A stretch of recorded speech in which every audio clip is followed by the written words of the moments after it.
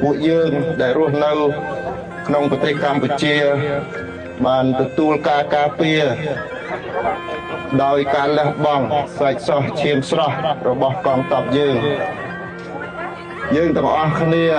ទាំងប្រសង់ទាំងប្រសក់ទាំងអស់គ្រប់គ្រងចំពោះរដ្ឋាភិបាលគ្រប់គ្រងចំពោះកងទ័ពក្នុងការការពារ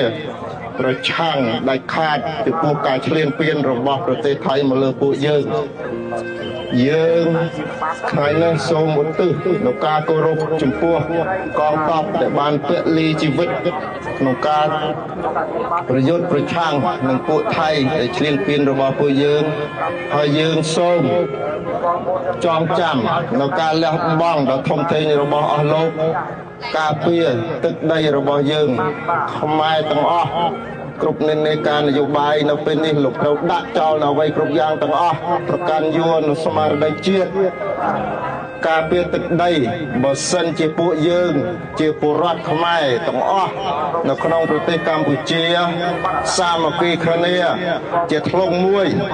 ដើម្បីនឹងការពារទឹកដីយើងគ្មាននរណាម្នាក់នឹងអាចមកប្រឆាំងប្រមាថការទានរបស់យើងឡើយការឈ្លានពានមកលើកម្ពុជានៅពេលនេះជាមេរៀនមួយត្រូវចាំទាំងអស់គ្នាជាមេរៀនមួយដែលត្រូវចាំក្នុងជីវិតសម្រាប់ពូជសាសន៍របស់យើងគឺត្រូវចាំតចំណន់អនាគតទៅត្រូវតែការសាមគ្គីគ្នាយើងត្រូវការសន្តិភាពប្រទេសយើងត្រូវការមិត្តតែយើងក៏មិនអនុញ្ញាតលុតជង្គង់ឲ្យបរទេសណាប្រមាថពួកយើងឡើយជយោកម្ពុជាជយោកម្ពុជាជយោកម្ពុជា